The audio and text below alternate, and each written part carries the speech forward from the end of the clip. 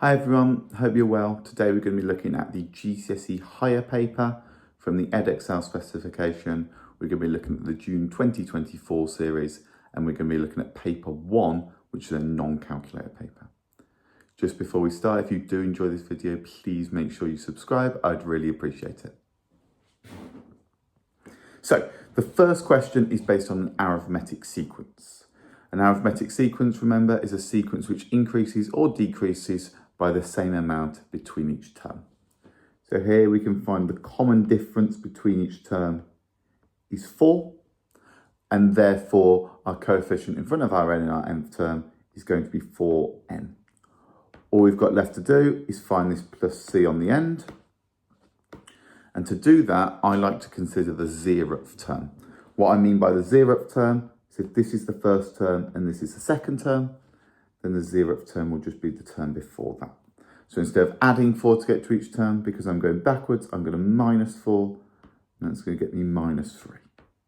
And therefore my nth term will be 4n minus 3.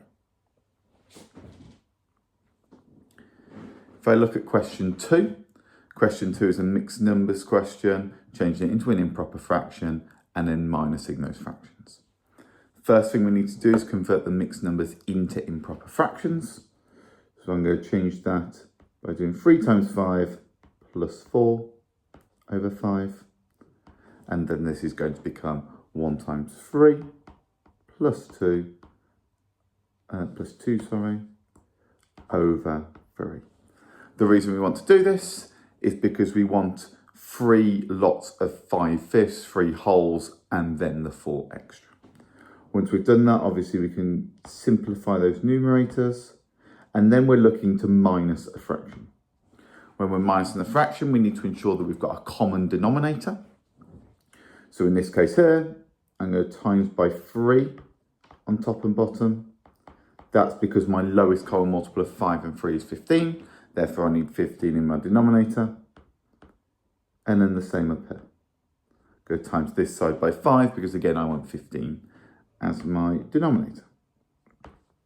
And that's going to become 25 over 15. Obviously, we can then minus the numerators. So when we're minusing fractions, we only minus the numerators. So that's going to become 32 over 15, which we could also write as 2 and 2/15. The question doesn't specify, so we can write it in either way. It doesn't matter at all. Part B, Kevin was now asked to work out this sum here. This time we're multiplying fractions, so we are going to multiply the numerator and the denominator. We've got to try and spot the error here. Now, what I'd recommend doing for these types of questions is working through it if you would, and then as soon as you spot something that they've done slightly wrong, that's obviously where your error lies. So, first thing I'm going to check for here is whether this mixed number is transformed into an improper fraction correctly. Here we know that 2 and 1/3 is going to be 2 times 3 plus 1, which is 7. So I know that that step from there to there is right. If I then look at the multiplication, that's probably where the next error can come. 7 times 5 is 35. 3 times 8 is 24. So again, that bit is completely fine, which means our error must come in this final stage here. If I rewrite 35 over 24, then I can consider that almost as 24 over 24, in other words, 1 whole, and 11 over 24 separately. So that's going to become 1 and 11 over 24. That is obviously different to the 1 and 9 over 24 that we've got originally. Therefore, that's where our error lies. So we're just going to say that 35 over 24 is equal to 1 and 11 over 24, and not 1 and 9 over 24. And that's where our error lies. Question 3 is an area question of a compound shape, and then applying it to a little bit of context, this time with paint. So, I know it's area because I'm looking at the area required to cover the floor. If I'm covering the floor, then that means the entire area of the floor needs to have paint. There's 2 ways I can split this. I can split it there, or I can split it there, like I am going to do. There we go. Again, I'm going to label this one A1 and A2. My first area is going to just be 8 times 6. And my second area, therefore, is going to be whatever this length is times 5. A little bit more difficult because we've got to work out that length. But if this length here is 10, this length here is 6, then that means that that length that we've got left must be 4 because the entire length of that side has to add up to 10. So it's just going to become 4 times 5. If we want the total area, of course, we're then adding both of them up. And that's the first part of the question. Now we've got to apply it into the context. So there are 3 tins of paint and then 2.5 litres of paint in each tin. They think that 1 litre of paint will cover 10 metres squared of the floor. So that's obviously going to be 68 metres squared that we've got there. First thing I need to do is I need to work out the total amount of paint that I've got. So my paint is going to be 3 multiplied by 2.5 because I've got 3 lots of 2.5 litre tins, which is going to give me 7.5 litres. And then from there we know that they assume that they can cover 10 metres squared with every litre of paint, which means if we've got 7.5 litres, each one can cover 10 metres squared. That means we're going to get 75 metres squared of total surface area. Therefore, we have enough because the 75 that it can cover is more than the 68 that we've got on the floor. It's going to be 75 is greater than 68, and therefore that they have enough paint.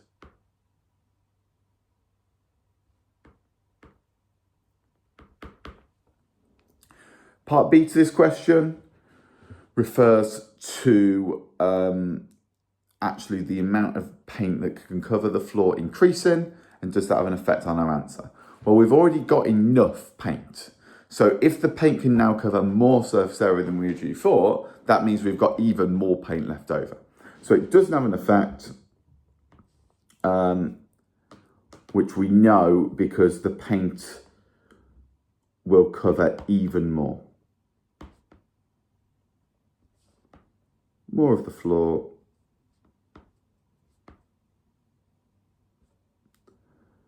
Therefore, there will still be enough paint left over. And that's all you'd have to say for that.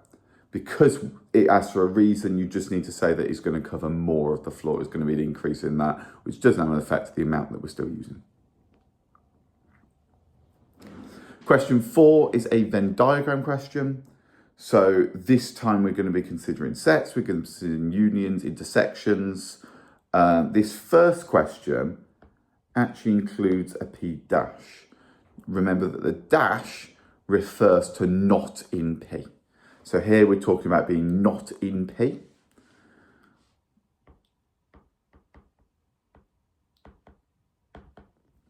And then from there we need to consider all the numbers that are not in the set P.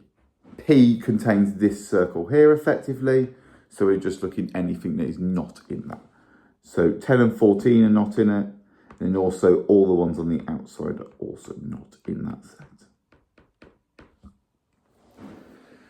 Part B refers to out of the universal set. The universal set, if you're unsure what that means, that just means the entire Venn diagram, that entire box effectively.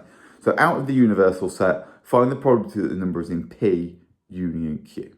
I like to think of P union Q as P or Q, which means as long as it's in P or it's in Q, it can be in either of them, it can be in both of them, doesn't matter, it's in that set. So all these numbers here are in that set P or Q. We're finding the probability. Remember, the probability of something is the amount you want over the total amount that you have. So in this case here, I've got 5 numbers and it's out of the 9 that I've got in total. So my probability is just going to be 5/9.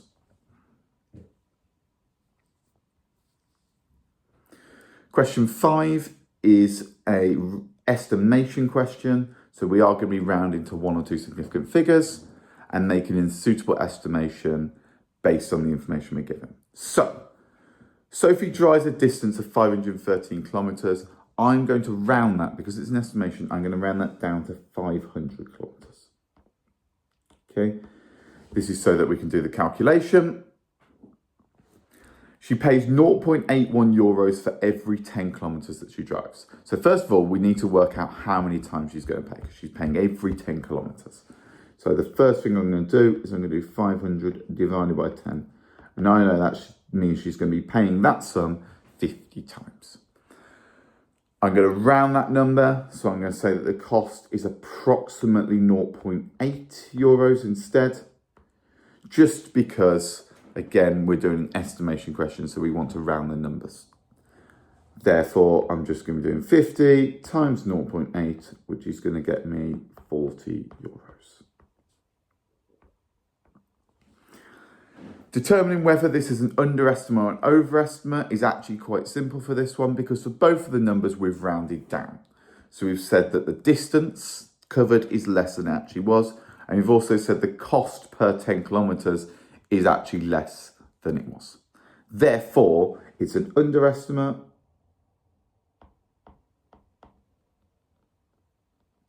and our reason for that is we've rounded down for both the distance and the cost.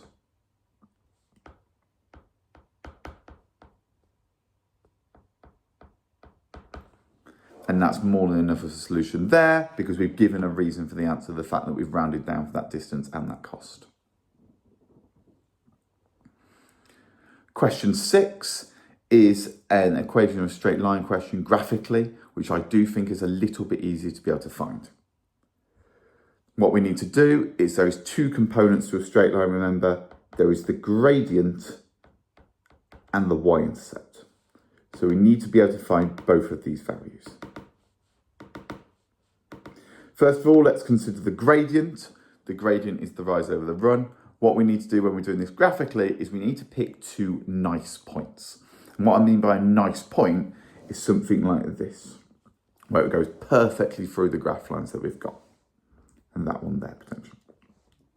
A point like this here would not be nice, because we'd be making an estimation for what that value is here. Or there again, we'd be making an estimation for what that value is down there. So we want to pick two nice points. So those are the two nice points I've picked. And then from there, we're just going to do the rise over the run. So we know that that's going to have a 3, and that's going to be 2. If the gradient is the change in y over the change in x, then that means that's just going to become 3 over 2, and that one is sorted. Then we also need our y-intercept. Our y-intercept is obviously the point at where it crosses that y-axis, the point when x is 0. That's obviously just going to be 3 in this instance, which means the equation of our line is going to be 3 over 2x plus 3. For part B, we've been asked that there's a different straight line, this time y equals 5x, and we want to find a line that is parallel to n. So we've got something that roughly looks like that, and we want to find a line parallel. When we talk about parallel and perpendicular lines in terms of gradient, remember we're looking at, for parallel, whether the gradient is the same, because we're looking in that same direction for each point. If it was perpendicular, then we'd be looking at the negative reciprocal of that gradient, which essentially means you would flip the fraction and then there'd be a minus in front, or if it's already negative, it'd become a double negative, which would be a positive. But we're looking at parallel. So we're just looking at any of these lines with the same gradient. If it's parallel, it's got the same gradient but a different y-intercept, which means in this case, we can just use whatever y-intercept we like. So it's just going to be y equals 5x plus 3 I'm going to use. But that could be plus 7, that could be plus 12, that could be minus 4. Doesn't matter, as long as your gradient's the same, because the direction, those sort of train tracks are the same.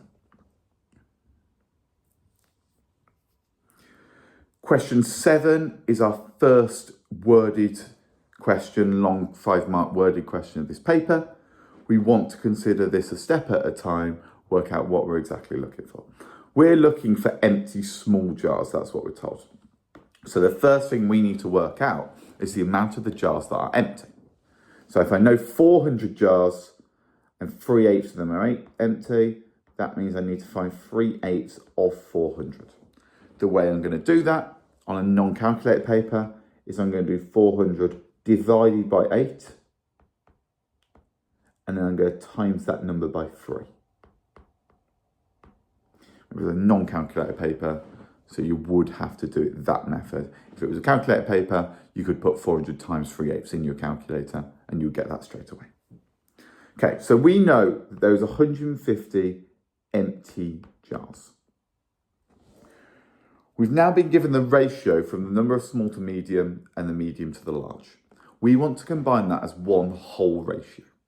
So what we're going to do is we're going to say that the small to medium is 3 to 4, as we've just said, and the medium to large is 1 to 2, as we've just said. And what we want to do is we want to combine that into one whole ratio. The way to do that is the variable that's in common, in this case the medium, the m, we want to make the same number. This is so that we can compare the small and the large based on the exact amount that m is. So all I'm going to do is I'm going to times this one by 4 on both sides, and that's going to be the ratio 4 to 8. That's completely fine, because now we've got the m being the same, therefore we can just consider this as one entire ratio. So that's going to be 3 to 4 to 8. Therefore, if we have 150 empty jars and 3 parts of that, so that's 15 parts in total, we need to now consider how much each part is worth. So it's just going to be 150 divided by 15, and that means that is going to be 10 jars per part.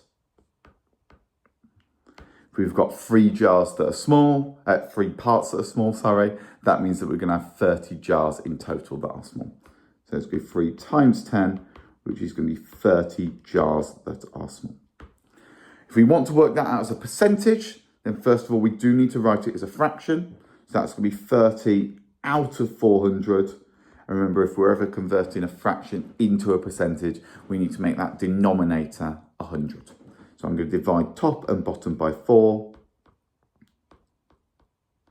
And that's going to become 7.5%. Question 8 is a mean question. This time we're talking about the mean weight of parcels. All we need to do here is we just need to consider the mean weight of them all and actually work out the total weight. And then we can consider the total of the 3, and then that will leave us with the total of what's remaining. So, first thing I'm going to do is I'm just going to find the total weight. So that's just going to be done by 8 times 2.5, which will get me 20 kilograms. Then if I can find the combined weight of the 3, then that will just leave me with the 5 that is remaining. Remember, the mean of something is the amount that you've got divided by how many there are.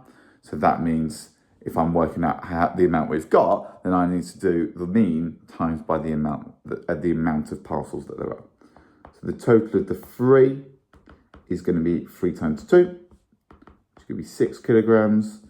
And therefore, the total of the 5 remaining is going to be 20 minus 6.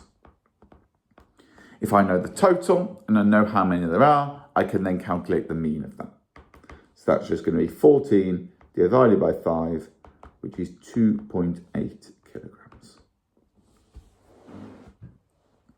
Question 9 refers to the normal price of a coat and a percentage reduction question. We are given a formula that says that the sale price is 0.7 multiplied by the normal price.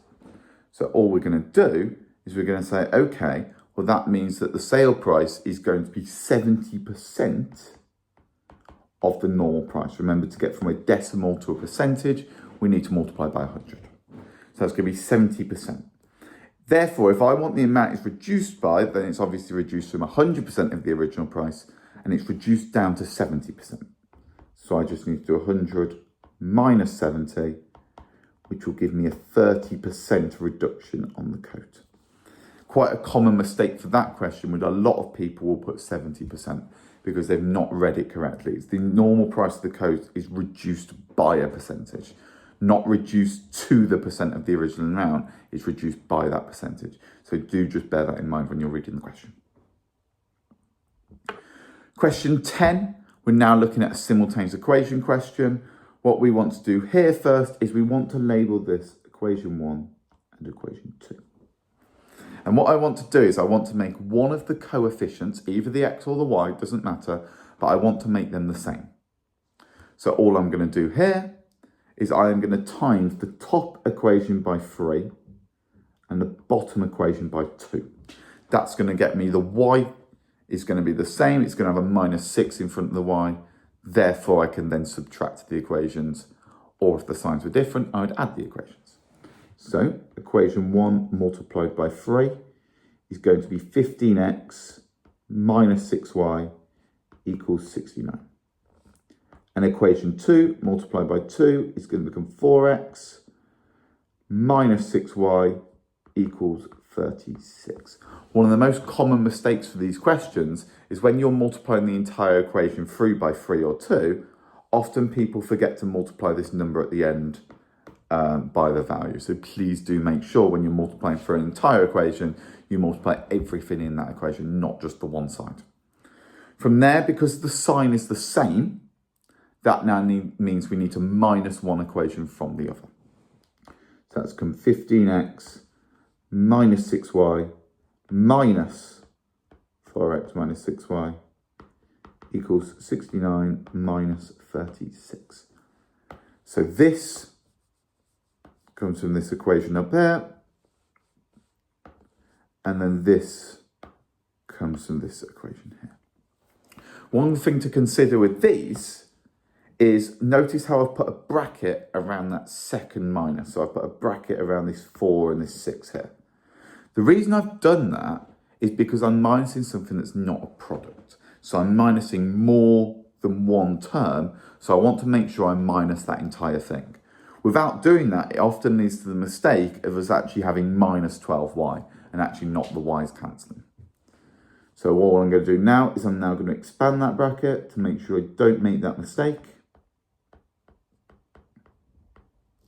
And I can simplify that to 33 as well. And then from there, I know that my y's cancel, and that just leaves me with 11x equals 33. And therefore that means x is going to be 33 divided by 11, which means I'm just going to be left with x is 3. From there, we need to then substitute that value back into either one of these equations. Now, it doesn't matter which equation we substitute it into. We usually want to go for the one that's easier. These two are very, very similar in difficulty. So I'm going to go for equation 2, but it really wouldn't matter which one you subbed it in for. So I'm going to sub that back into equation 2. So that's going to become 2 lots of 3 this time, because I now know my x value. Minus 3y is equal to 18. And then I just need to rearrange to make y the subject. So I'm going to minus 6, write that 6 first actually, and I'm going to minus 6, so that's going to minus 3y is 12, and then to get what y is, I'm just going to divide by minus 3. So that's just going to become y is minus 4, and then that will be my solution to those simultaneous equations there. Question 11, we're now looking at a transformations question. We're looking at a translation into a rotation. So, reminder with a translation, this component here is how far we go left or right. Left is anything negative, right is anything positive, but it's along the corridor to start with. And then we consider going up or down the stairs. Obviously, up the stairs, going upwards is positive, down the stairs is obviously negative. So, what I do for this is I'm going to pick a point. Now, I know that the shape is not going to change orientation or size because I'm just doing a translation. Remember, with a reflection and a rotation, it's going to change which way around it is, the orientation of it. And an enlargement is either going to become bigger or smaller, or if it's a negative scale factor, remember, actually flip and then become bigger or smaller. So with this one, I'm just going to pick a point, move that point, and then draw the rest of the triangle based on that. So it moves 6 across, 3, 4, 5, 6, and then 4 down. 1, 2, 3, 4. Notice how, 1, 2, 3, 4, sorry there. Notice how I've done the dots to make sure that I don't miscount. And then from there, I'm just going to draw my first shape in there. So that's going to be triangle B.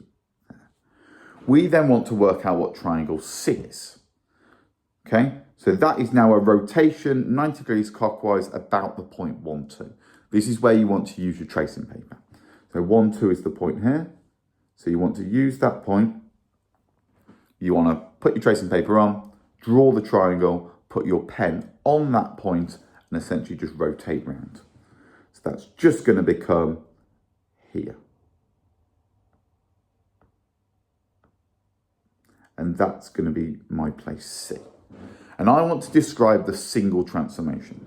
Now, when we're talking about a single transformation, we've got to consider where this has essentially turned around and where it's come from. We know it's a rotation because it can't be a single translation because it's changed orientation, and it's not going to be an enlargement because it hasn't changed size. It hasn't got bigger or it hasn't got smaller. So we know it's either going to be a rotation or a reflection. We can see here that it's not going to be a reflection, so it's got to be a rotation about a point, okay? The way I consider that, again, is using the rest of your tracing paper that you've got, and essentially you want to draw that shape A, and you know that it's going to turn this way. And the reason you know it's going to turn this way is because if you imagine that shape changing, you can see that the orientation is going to be like that point C. The only issue we've got is actually finding where that point is rotated around. And it's essentially a little bit of trial and error. Won't take too long, but you want to keep putting your pen on some points around here, and you should know it's going to be the points around here. And then eventually you'll find that it's going to be -4, 1. Okay, you can check that because, for example, this point here that's now gone here, that's gone 1 down, 2 across. That's now gone 2 across. 2 down, 1 across, which means that's the exact one we're looking for. And you can check that with all the other points as well, and with your tracing paper.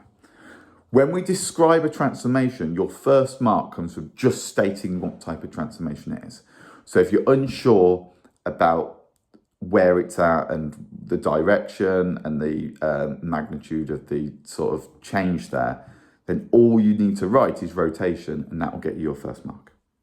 So I'm just going to say that that is a rotation. And then I can consider for a rotation, I need to consider the angle it's rotated by, the direction, and the point essentially it's rotated about is what we call. In other words, the point we rotated about refers to where you've put your pen essentially. So that's just going to be a rotation, 90 degrees clockwise, and it's about the point -4, 1. Again, remember, along the corridor, up the stairs there. And that will get you your 3 marks for that question. Question 12, we are referring to a graphs question, especially with cubics, quadratics, reciprocals, loads of different types of graph here. So the first one, we've got to work out what type of graph this is. If we look, this is clearly a quadratic graph, and it's a positive quadratic. Remember, a positive quadratic is a happy face. So we're looking for the graph here that's a happy face. Perfect. It's H very clearly.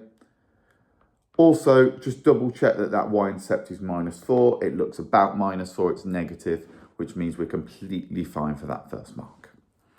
The next one is a negative cubic. Now remember, a cubic graph will either look something like that if it's positive, or something like this if it's negative. Okay? Just remember, if it's negative, the reason it looks like that is because it's tending off to negative infinity as that value of x gets bigger and bigger. The value of y is just going to get smaller and smaller and smaller and smaller. So this one here, the general shape of it means that it's going to be F. Final part, we're looking at a reciprocal graph, but this time we're looking for a negative reciprocal graph. Now remember, a reciprocal graph is something that looks like either this one or this one here. okay? And it's something where we've got something called asymptote, which basically means that x can never be 0 or y can never be 0. But we're looking at a negative one, which means when the x value is positive, your y value is going to be negative. When your x value is negative, your y value is going to be positive. So we're looking at this one here. If you're unsure for any of these, I'd recommend substituting a point in. So let's say, for example, with this one here, let's say I'm going to substitute in x is 5, and I get that y is minus 1. So x is 5 would be somewhere around here. Check that that's roughly minus 1. That seems about right. If I was looking at this one here, I'd get out that it was 1 almost instead, which obviously would not be right. And you can double check your answer just by substituting a point in like that. Question 13. Now we're looking at something a little bit more difficult. Now we're looking at a histogram. So, first of all, we're asked to draw the histogram. Now, in order to work out the histogram, we need to work out the frequency density. Remember, the frequency density of something is the frequency divided by the class width, where the class width is just the width of the values within that class interval, effectively. So here, I'm going to work out that my class width is 10, 20, 5, 15, and 10. So a little bit of variety there. And then from that, we can calculate our frequency density. So that's just going to be 2. That's going to be 3.5. That's going to become 4.4. That's going to become 2. And then that is going to become 0.8. And then we can begin to plot that. Again, I've got 10, 20, 30, 40, 50, 60. So I know that my x-axis is going to be going up in 10 each time, on my t-axis, as I should probably call it. And that's in mins. So I'm just going to put 10, 20, 30, 40, 50, and 60 on. And then 1, 2, 3, 4, 5 up. And it goes up to 4.4, which means that's perfect. I can just put my frequency density is going up by that amount every time. And that's my frequency density on that axis because I'm doing a histogram. And from there, it's all about plotting. So all I'm going to do is I know that first one's 2 between 0 and 10. So I know that's going to lie there. My next one, I know that goes up to 3.5. And it goes all the way along to 30. So now it's going to fit there really nicely. My one after that, up to 4.4. And across and down here. I'll do it. My next one, class width for 15, so it's going to go to 50, and we're just looking at 2. And then finally, we've got this nice small one at the end, which is just going to be 0.8. So just along there and down there. And that would be my histogram. Part B, we're asked to work out an estimation for the fraction of the 150 people who are in the shop between 20 and 40 minutes. Now, straight away, we know that that is going to be essentially half of this area here, the entire of this area here, and we already know the frequency for that, so we don't need to make an estimate for that. And then we know it's going to be a third of the people in this section here. So, what we need to consider first is we need to consider half of this section here. If I just scroll up ever so slightly, there we go. I need to work out half of the people in this section here. So it's just going to be 70 divided by 2. And again, it's an estimate. We're basically assuming all the people are spread equally, uniformly between each class width. So that's why it's an estimate for it. So there's going to be 35 people, and that's between 20 to 30. Between 30 and 35, we already know there's 22 people, so we don't need to do a calculation for that at all. We can just write between 30 and 35, we just know that there's already 22 people. Lovely, done. Between 35 and 40, well, we need to consider a third of that amount there. So it's going to be 30 divided by 3. Because between 35 and 40, we've got a third of that entire section from 35 to 50. So that's going to be 10 people there. And all we need to do after is just add up that total amount. So that's just going to become 5767 there. Question 14 is an expanding triple brackets question. Can be very, very difficult if you don't do it in a methodical way. So what I'm going to do is I'm going to pick the two nicer factors here. So I'm going to start with 2x plus 3 and x minus 5. And then I'm going to bring in the 3x minus 1 after. Remember, it doesn't matter what order you do these in, it's a multiplication. It's like saying 3 times 4 is the same as 4 times 3. So all I'm going to do is I'm going to expand this bracket first. So that's going to become 2x squared. Then I'm going to be looking at 10x minus 10x, sorry. Then I'm going to look at my inner terms. So I'm going to be looking at 3x. And then I'm going to be looking at minus 15. I'd really recommend for these that you do it a step at a time. For example, you don't try and combine the coefficients of the x. Straight away, you wait until you've written this out and then write it out. You've got 3 marks for this question. So you've got 3.5 minutes. You've got loads of time to do it. So that's going to become 2x squared minus 7x minus 15. And then 3x minus 1. From here, we now really want to use the claw method to expand this, because now we've got something with 3 terms in, multiplied by something with 2 terms in. So, first thing I'm going to do is I'm going to multiply those there. So that's going to become 6x cubed. And multiply that. That's going to minus 2x squared. Then my next term, minus 7x times 3x is going to be minus 21x. Minus 7x times minus 1 is going to be 7x. And then I've got minus 15 times 3x, which is going to be minus 45x. And then I've got minus 15 times minus 1, which is just going to give me 15. If you've got 3 terms in one and 2 terms in another, once you've expanded it, you should have 6 terms. So just double check, yes, I've got 6 terms, and then I can combine the coefficients. So that should be x squared. So that's going to become 6x cubed minus 23x squared minus 38x plus 15 there. And that would be my solution to this question.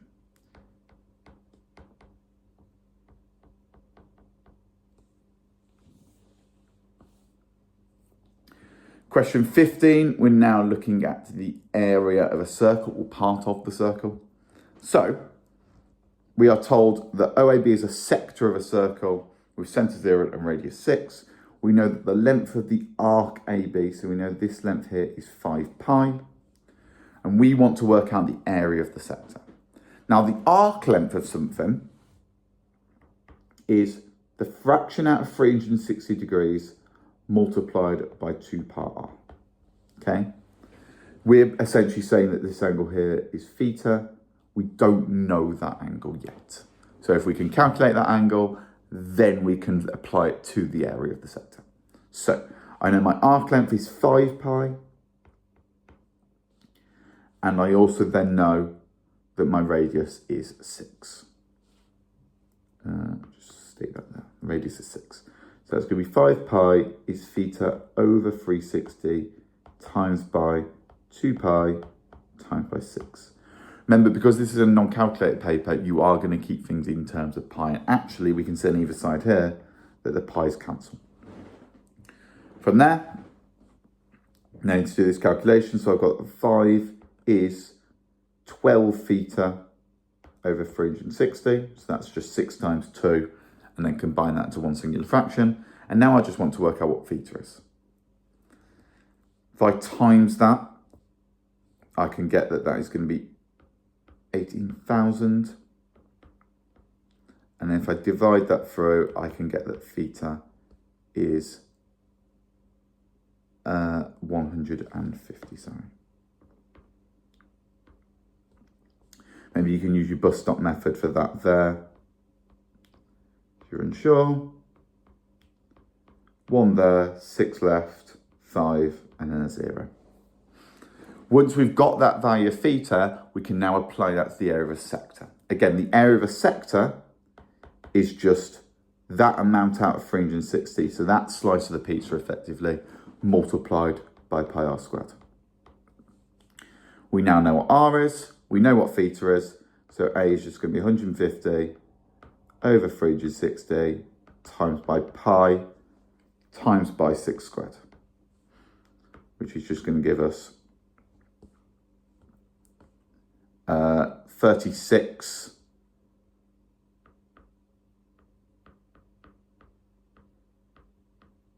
times by 36, which means that can cancel and that can cancel there. And we're just left that the area is going to be 150 pi divided by 10, which is obviously just 15 pi. And that would be your answer to that question there.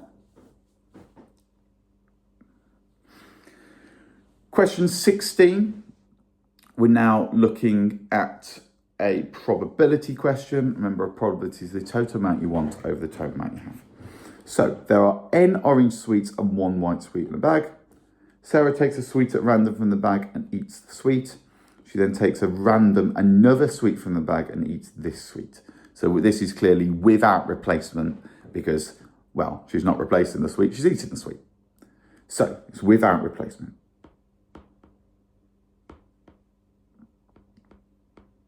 And we want to find the probabilities she eats 2 orange sweets.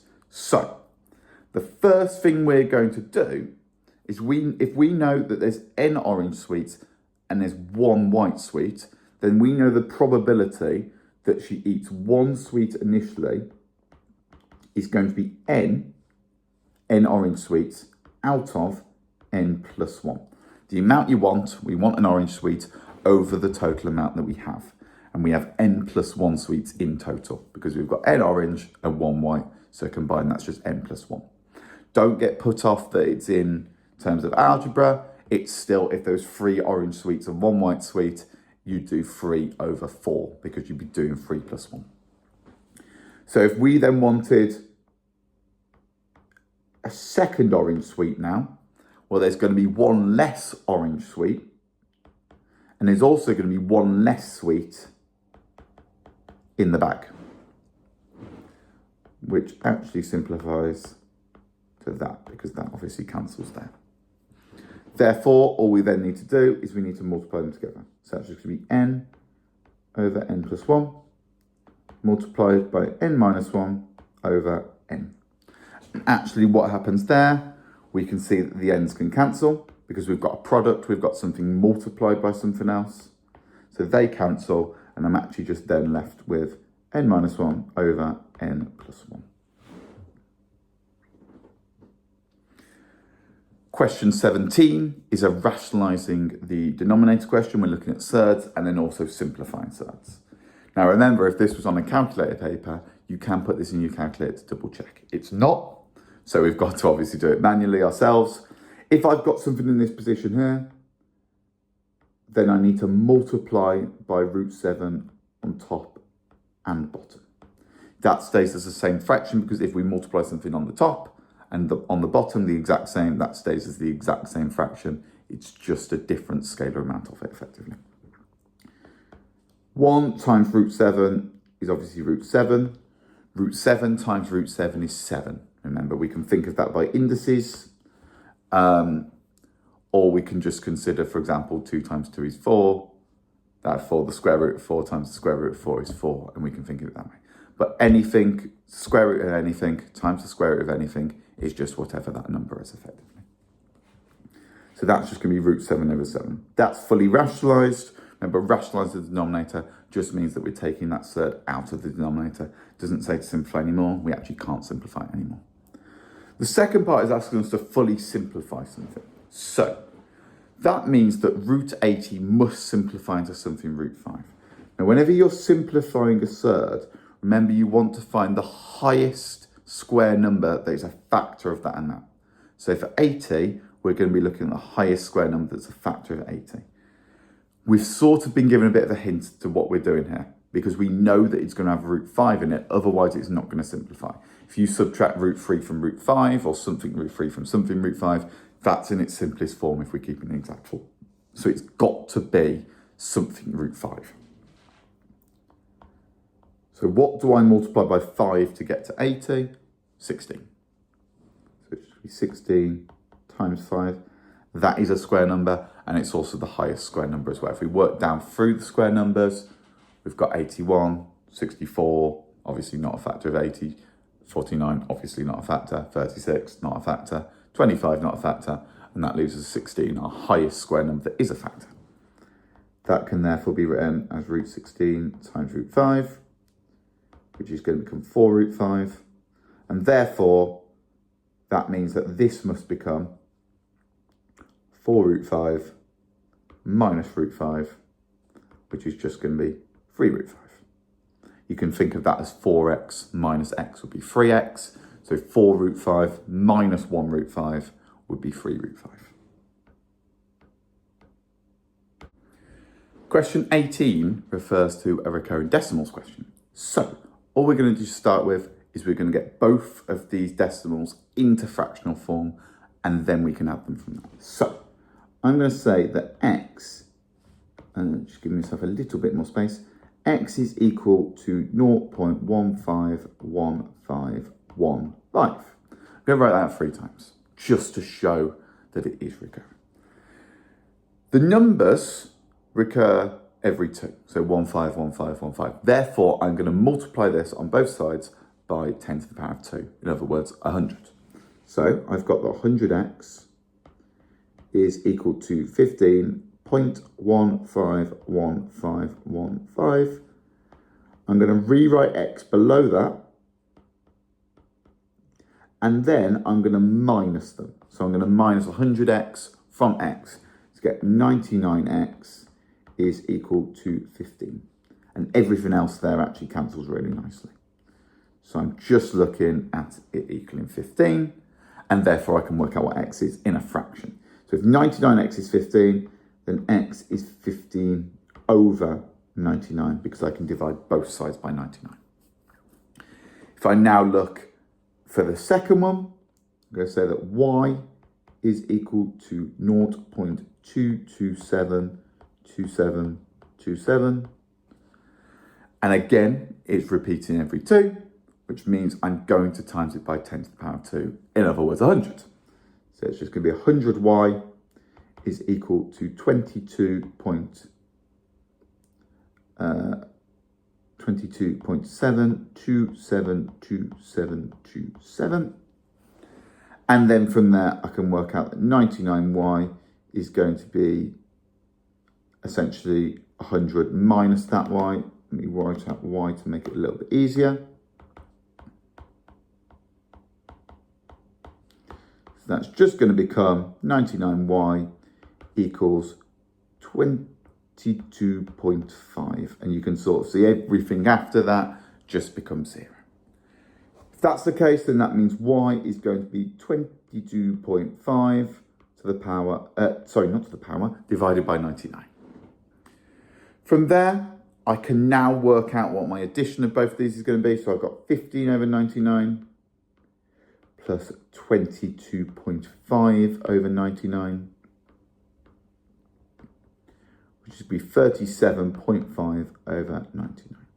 Now, my issue is, of course, I can't have a decimal within that fraction. And also, my denominator is currently incorrect because it wants it in the form m over 66. So it wants the denominator to be 66. To get from 99 to 66, I'm going to divide top and bottom by 3. So that's going to be 12.5 over 33. And then I'm going to times top and bottom by 2 because I know 33 times 2 is 66. That gives me 25 over 66. M is an integer like it states, and we've got it in the form where 66 is in the denominator, and therefore we've got our solution to that question. Question 19 is a similar shapes question, in particular looking at lengths and ratios. So, the first thing we need to consider is that AB is an isosceles triangle because AB is equal to AC. Because these shapes are similar, That means that BD must be the same length as AD. So if AB is equal to AC and ABC is similar to DAB, that means that BD must equal AD. Perfect, great start. We've got a bit of information already. That is 4, or is it a ratio 4 to 21? So I'm going to say that is 4 and that is 21. That's completely fine. If that's 4 and 21, then that means that has to be 25 because they're the same length. So that whole length is 4 plus 21, which is 25. Therefore, the other length is 25 as well.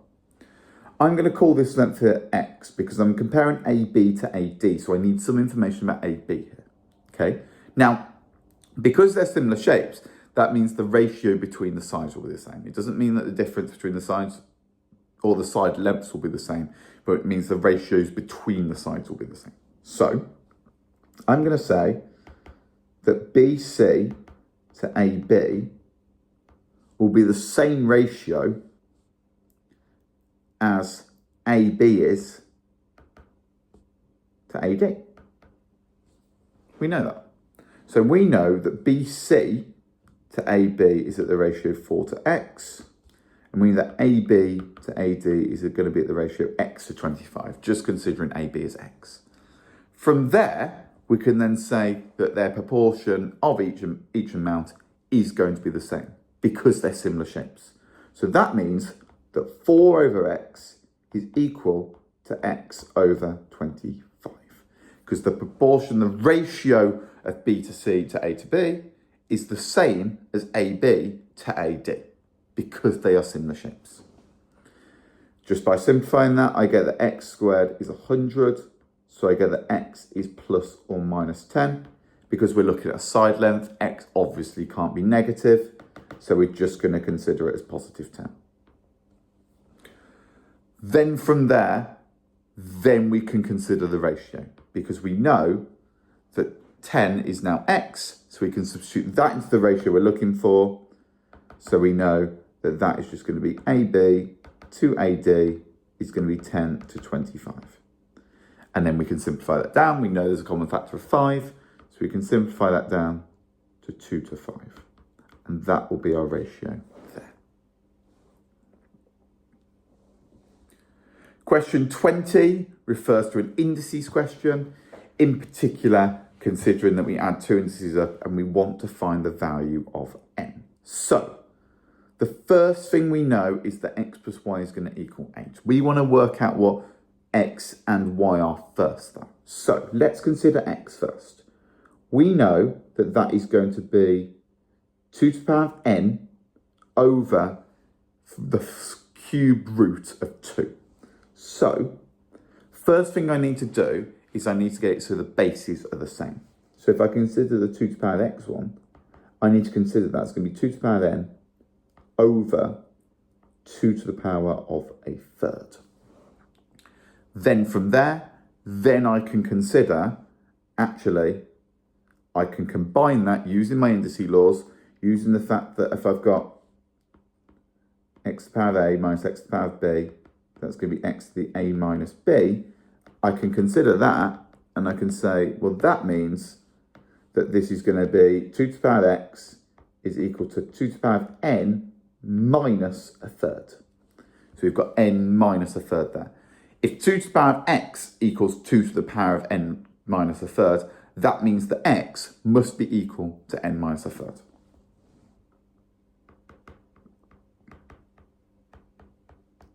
If we do the same for y, we know 2 to the power of y is going to be equal to 2 to the power of a half to the power of 5. Again, using the indices laws, using the fact that we know x to the c to the power of d is xcd, we can say that that means that that's going to become 2 to the power of 5 times a half, which means that's going to be 2 to the power of 5 over 2. Again, if 2 to the power of y equals 2 to the power of 5 over 2, then that just means that y is equal to 5 over 2. We're told that x plus y is equal to 8. If we know what x is and we know what y is, we can substitute it into that expression. So I've got n minus a third plus 5/2 is equal to 8. The only thing I've now got left to do, which can be slightly difficult, is actually find out what n is. But I don't have a calculator to minus my fractions. So I need to make a common denominator. So here, my common denominator of 3 and 2 is 6. It's the lowest common multiple. So instead, what I need to do is I need to think that's going to be n minus 2/6 times the top and bottom by 2 plus 15/6. Again, I want my common denominator to be 6. So I've times the top and the bottom there by 3 equals 48/6. Again, I need a common denominator of 6 on these fractions. So I'm going to have to multiply top and bottom here by 6. If you struggle to understand that, consider that as 8/1. I think I need a common denominator of 6. Therefore, I need to times the top and the bottom there by 6. And then I can just minus and subtract and add the numerators. So that's going to be 48 minus 15 plus 2. And I'm moving everything onto one side, which is just going to become 35/6. And that's my answer there. Again, it doesn't ask for a specific form, so we don't need to put it as a mixed number or a decimal or as anything. We can just keep it in this improper fraction. If you wanted to write it as a mixed number, then it would be 5 and 5/6, because it would be 5 times 6 is 30, and then what we've got left to get to 36. Question 21 refers to a cuboid, and we're looking at the volume and the surface area for unknown lengths. So, first thing I'm going to do is I'm going to draw the cuboid. Okay, we don't know the length of it, so it's just a rough drawing, but that's just so we can see we've got the length, we've got the width, and we've got the height here. We know that it has a volume of 300, which means the length times the width times the height is going to equal 300. That's our volume. We know that it's got a total surface area of 370, which means that's 2 lots of this side here, so the front and the back, 2 lots of this side here, so sort of the left and the right, and then 2 lots of this side here, the top and the bottom. So that's just going to be 2 lots of the length times the width, plus 2 lots of the length times the height, plus 2 lots of the width times the height, equals 370. And that's going to be the surface area. We know that the length of the cuboid is 20. That's really going to help us. And we also know that the width of the cuboid is greater than the height.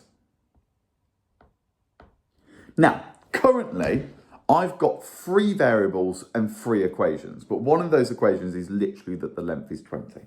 So I'm going to substitute that into my first 2 equations. So I've got 20 WH is 300.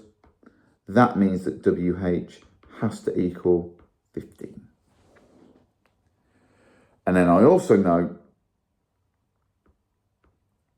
that 2 lots of the length times the width, so 40W plus 40H plus 2 lots of WH is equal to 370 there.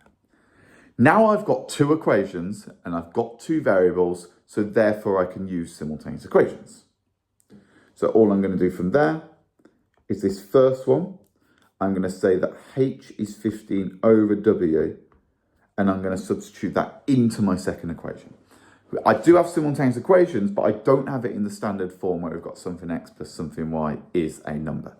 So I've got to do it like this. I've got to make one of them the subject and substitute it into the other equation. So that becomes, so substituting equation 1 into equation 2, that becomes 40W plus 40 times 15 over W, plus 2 lots of W times 15 over W equals 370. They cancel, and then we essentially get 40W plus 40 times 15, which is 600, over W plus 30 equals 370. Now what I want to do is I want to multiply everything through by W. And essentially what I get then is a quadratic, okay? And I know it's a quadratic because I've got it in the form where the difference between each sort of power of W is 1. It goes from W to the power of 1, W to the power of 0, which is these terms here, which actually we could simplify quite nicely to just become 340. Oh, I've got rid of too much there. 340.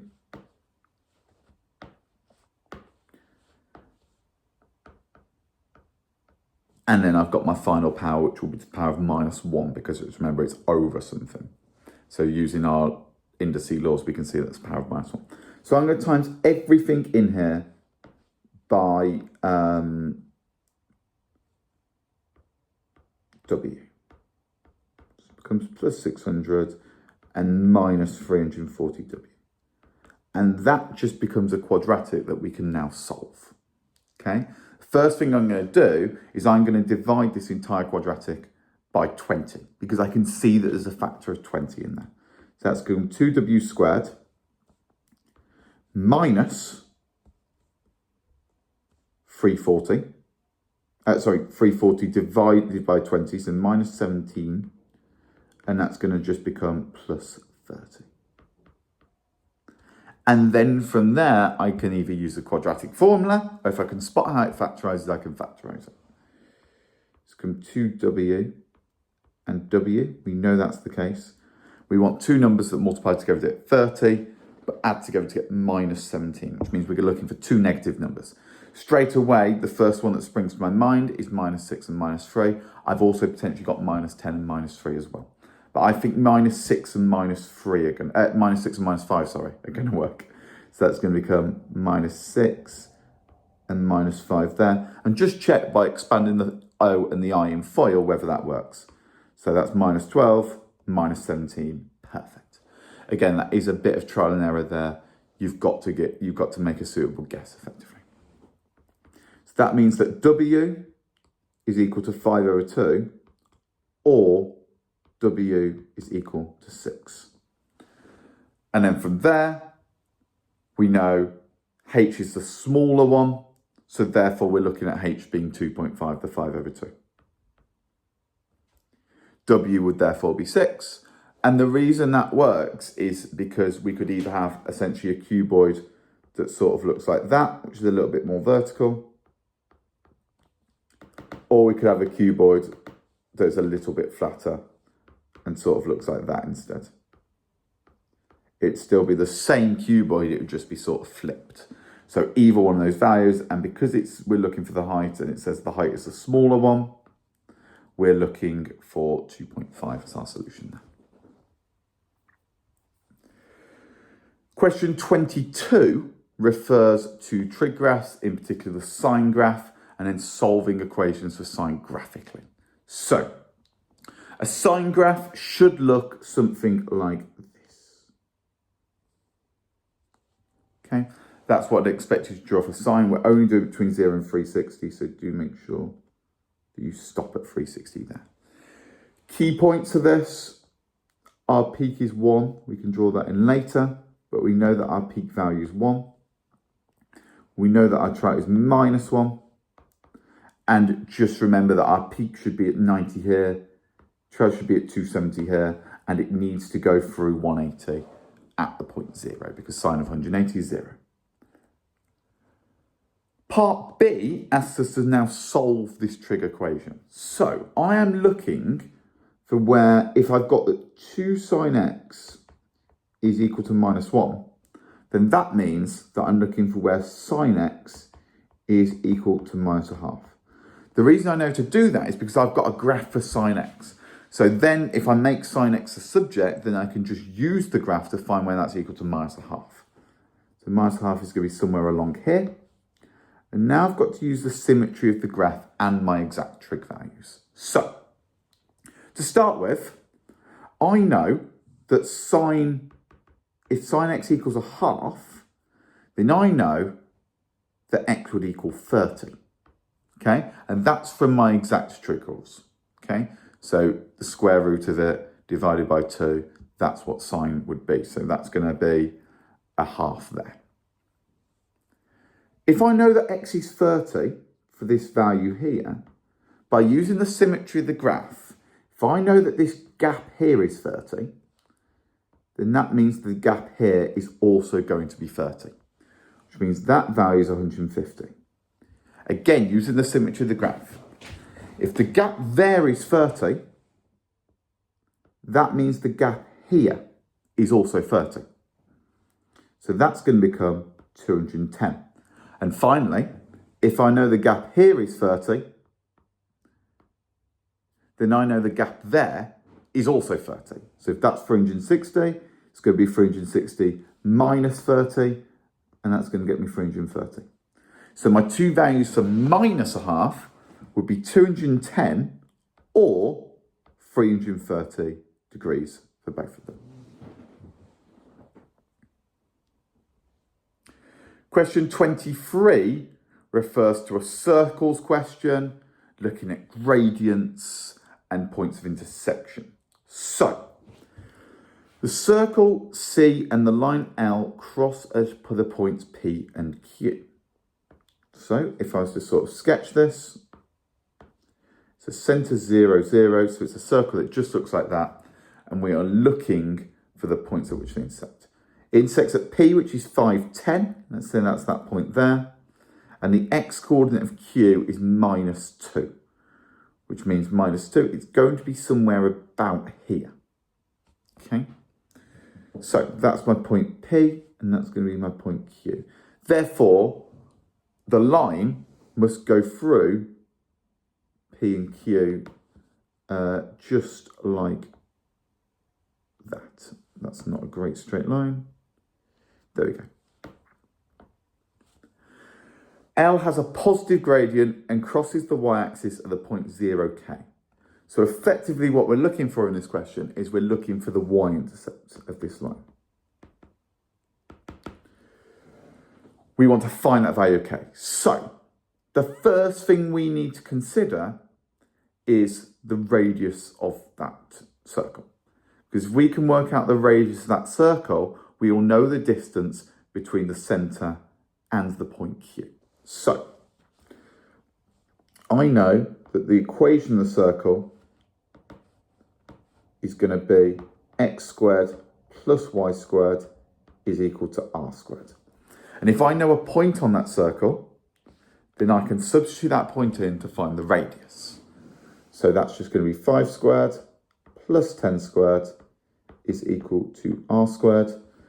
That's going to become 125 is r squared.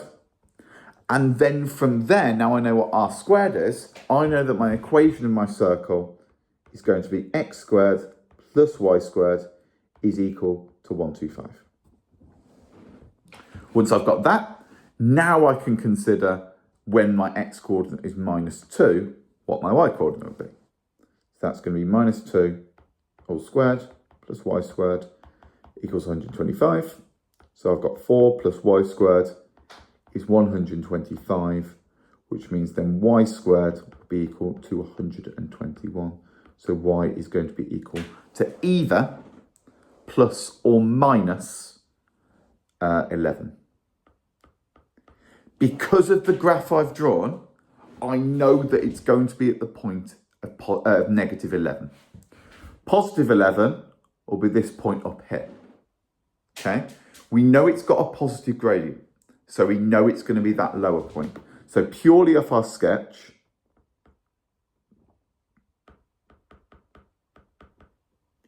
we know that y will equal negative 11. Remember, when you square root something, you can get the positive and the negative of that answer. That's a very common mistake. So we know that Q is the point minus 2, minus 11. And we know P is the point 5, 10. If I know the point on the 2 points on a line, that then means I can find the equation of that line. So now it's just going to become, P was obviously 5, 10. So the gradient of that line is going to be the change in the y over the change in the x, which means I'm going to have 10 minus 11 over 5 minus 2, which is going to become 21 over 7, which is going to be 3. So I've got the gradient in the line. All I need now is a point to substitute into that line to find the y-intercept. So that's going to be in the form y equals mx plus c. Y is going to be equal to 3x plus c, because now I know the gradient and I just need to substitute a point in. It's up to you which point you substitute in. I'm going to substitute in 510 because I want to try and substitute the easier point in, and in my opinion, not having negatives makes the number a lot easier. So I'm just going to substitute 510 into here. And then I'm going to rearrange to get that c is minus 5. So my answer for the y-intercept is going to be minus 5. And that is the last question of the paper. Thank you very much for watching. Like I said at the start, if you did enjoy, please make sure you subscribe. I'll be posting more videos like this in the future.